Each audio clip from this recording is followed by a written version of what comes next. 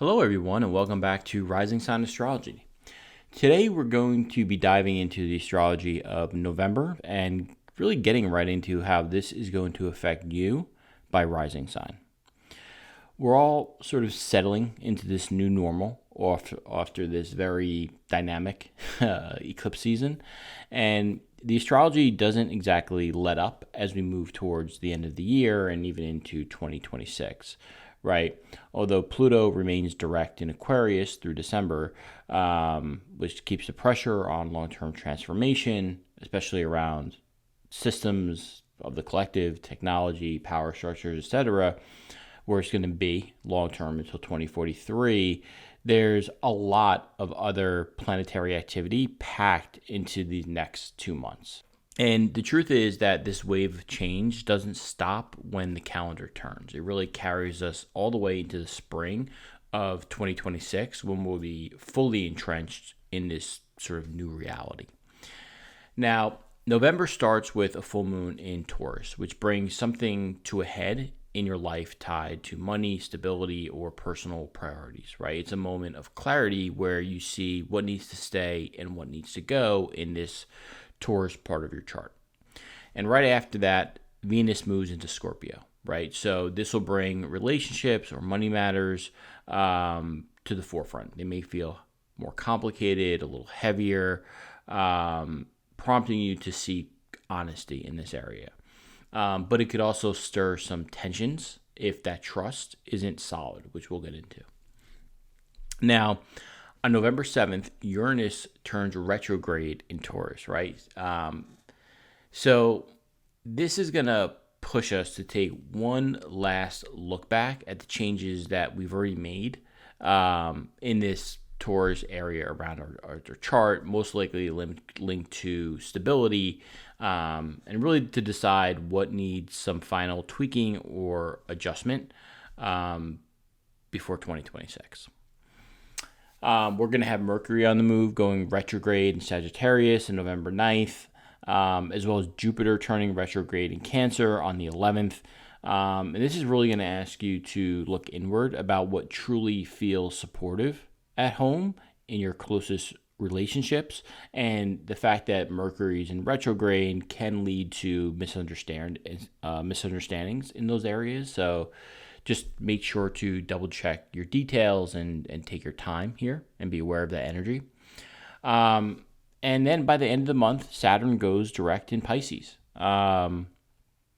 So any areas of your Pisces chart that felt stuck, right, since the summer are going to start to finally move forward again. You're going to see where your efforts are paying off or not. And then finally, right at the end of November, Mercury goes fully direct in Scorpio, clearing up any confusion or helping stalled conversations finally move ahead. So in today's video, as always, you can listen for your rising sun or moon sign, right?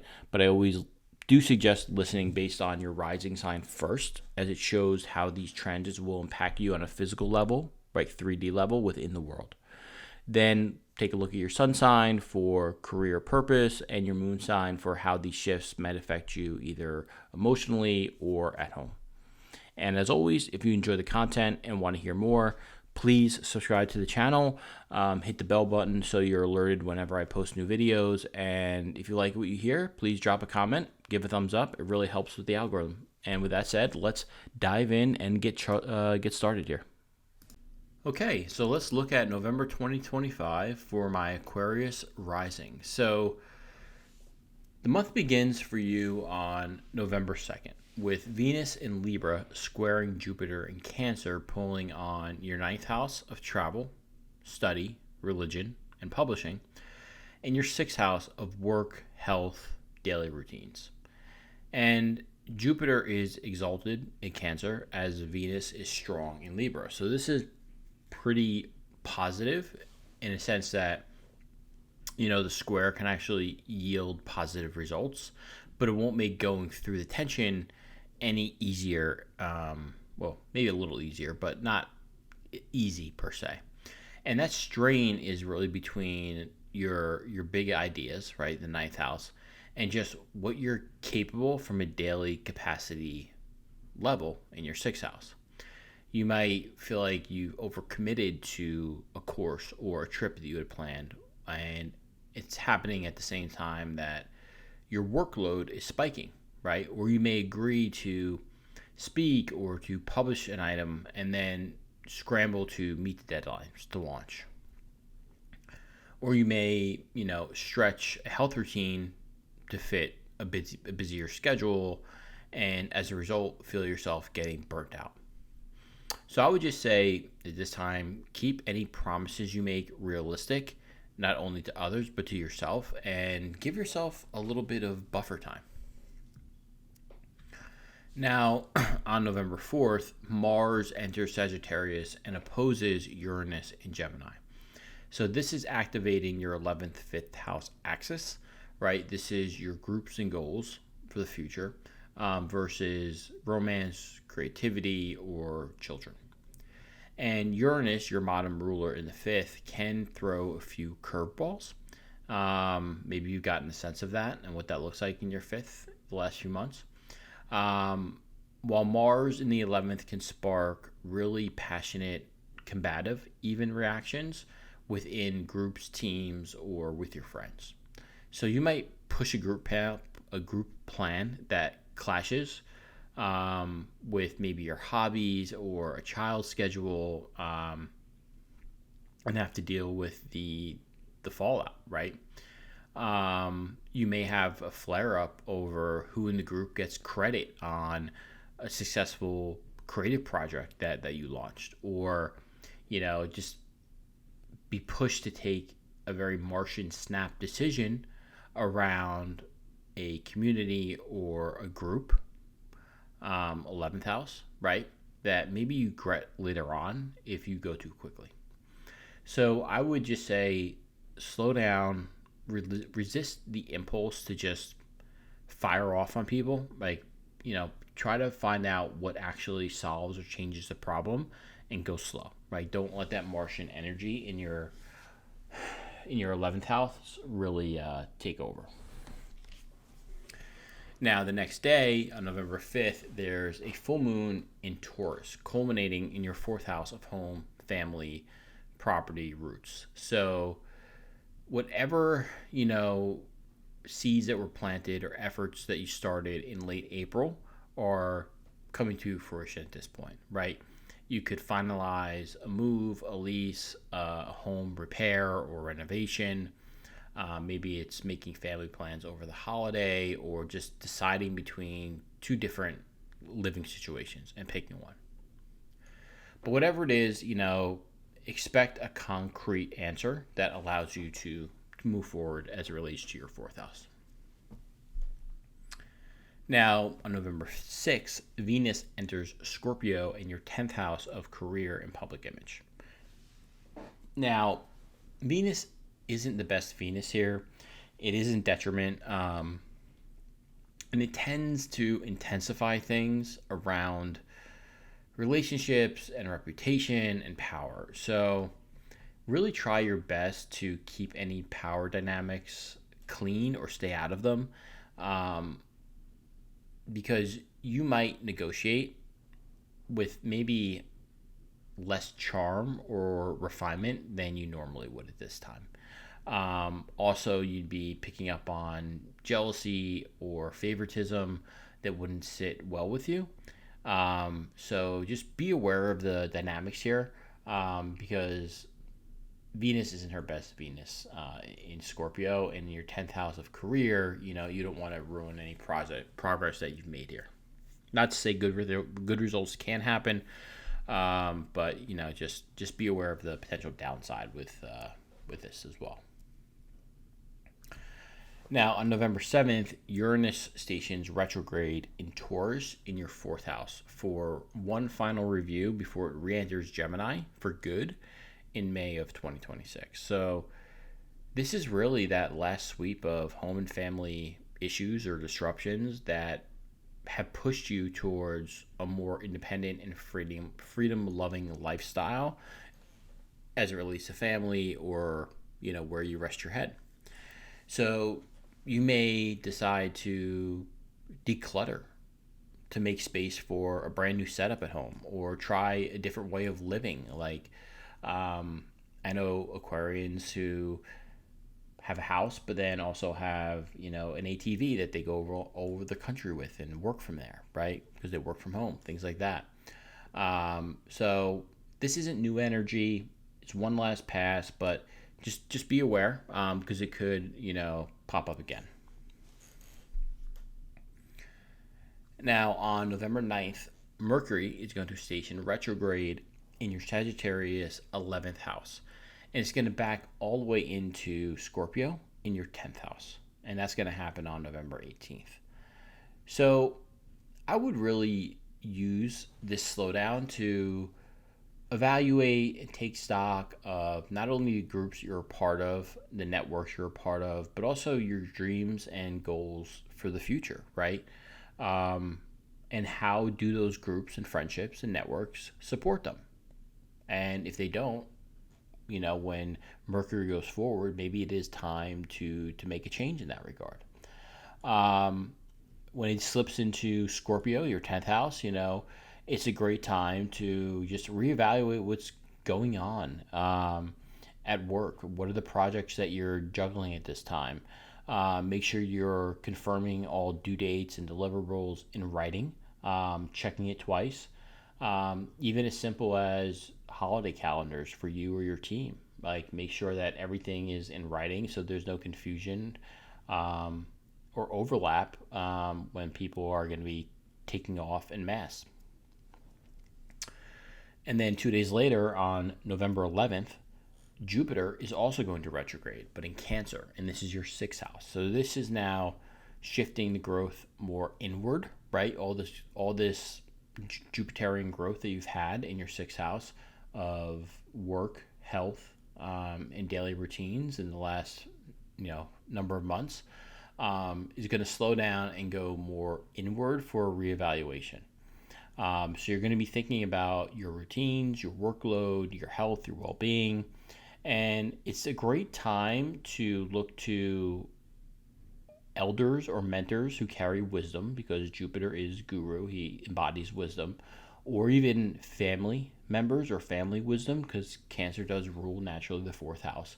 But look to those areas to determine what actually works and where you want to go in your 6th house.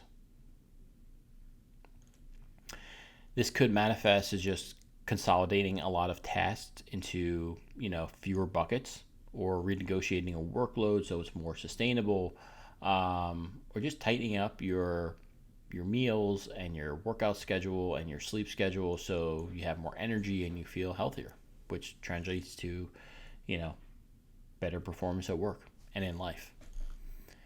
Now, on November 16th, the Sun in Scorpio is going to trine Jupiter in Cancer and Saturn in Pisces. So linking your 10th house of career, your 6th house of work and health, and your 2nd house of income and values.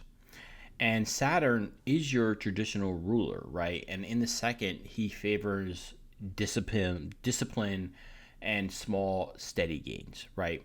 So this could be a time where you're able to secure a job that pays you fairly, or maybe you get credit from the boss for consistently delivering great work, or you're able to document some simple process in the workplace that is able to save the company not only time but money.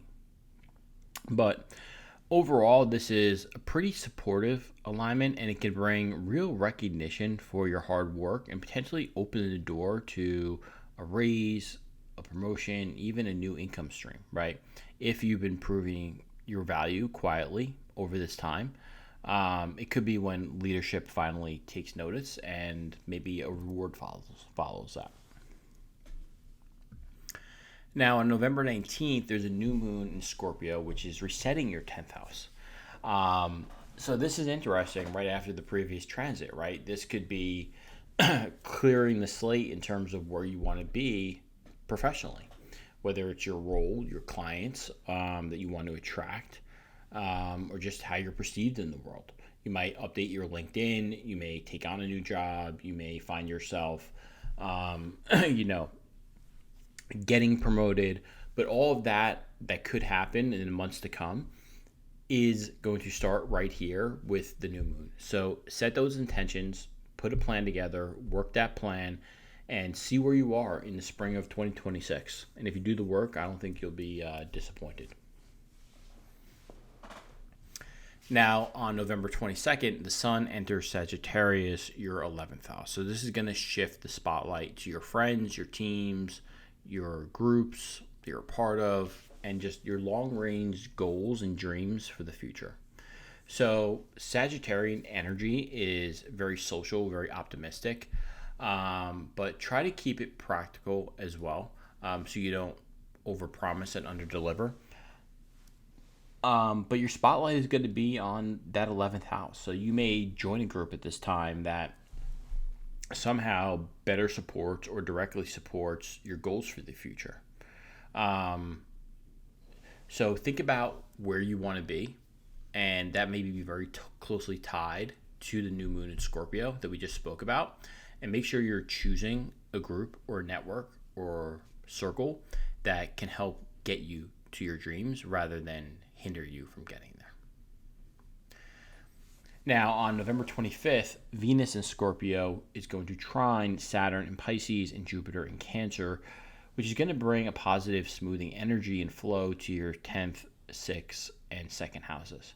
So again, this is very good for money and work and your career, right? You could secure a fair rate or raise without drama, receive a lot of really positive and supportive feedback, and just, even lock in new routines around work and health that translate to being seen more prominently and better in your 10th house, which could lead to a bump in finances in the 2nd, right? Now, on November 27th, Saturn stations direct in your Pisces 2nd house. So this is very important for you because Saturn, of course, is your traditional ruler, but it's also an energy that you've been dealing with for a while, right? And this is the last real path. And Saturn may have constrained your resources, or just maybe made you take a hit to your value system and how you value yourself.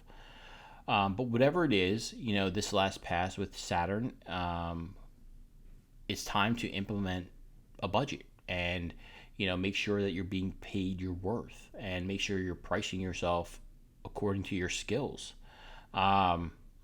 So you may decide to set a firm target in terms of like a savings account or define boundaries around, no, I'm not doing this work unless I'm paid a fair rate, or I need a raise here because, I haven't gotten one and, you're not paying me my value, right? Or just working on boosting your value and your self-esteem so that it translates to you getting paid what you're worth. Oftentimes, how you perceive yourself is how other people perceive you. And if you're not confident in yourself and you don't value yourself and you let other people talk down on you, then people see that and people act accordingly. So a lot of times the change does start with you. So it's a good time to take stock and be aware of that. Now on November 29th, Mercury is going to station direct in Scorpio in your 10th house. So any communications around career status that felt foggy can now sort of be lifted and, move forward. So I would expect either a message, right, Mercury, or an announcement regarding your role or your contract in some way, or your position, right? And if you have been waiting on a clear answer from a client or boss, this is the time where they can give you a definitive yes or no, or maybe you give them a definitive yes or no. And finally, the month ends on November 30th with Venus entering Sagittarius, which again is your 11th house. And, Venus is pretty happy here. Sagittarian energy is very hopeful and lucky and optimistic, and Venus is at a minimum neutral here. So it's going to bring a really positive smoothing effect to any group dynamics, or just make, getting along with people and networking feel a lot easier at this time, right? You could reconnect with a colleague, people that, someone from the past coming back.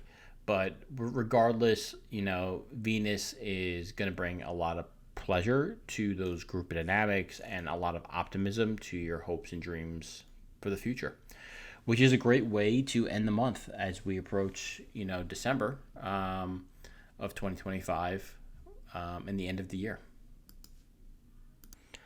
Okay, well, thank you everyone for sticking with me through the entirety of this video and just tuning in today. I really appreciate you taking the time to watch or listen. And yeah, that's it for today's monthly forecast. I think overall these last months of the year are really stacked with a lot of activity and a lot of planets that are just changing direction, but also changing signs. So it's not exactly a quiet finish to the year, but the point of all of this and all of this motion is to help you really recalibrate and set yourself up for what's ahead. And we end the year with a real sense of movement rather than closure, I think. And that's important because the astrology is pointing towards a very impactful 2026, right? When these changes that we've been feeling since summer of 2025 and also eclipse season really start to lock in. And by spring of 2026, you're going to be living in that new reality much more fully. So even though this end of year feels busy, it's also very much a bridge, right? You're closing these chapters out while simultaneously planting seeds that are going to define this next stage of your life and all of our lives. So keep that in mind. Enjoy the holiday season. And as always, don't forget to like, subscribe, and share your thoughts in the comments. I really do wish you all a great close to 2025 and an even better 2026. As always, thanks for being here. Take care of yourself this month. Good luck, and I will see you in the next video. Take care.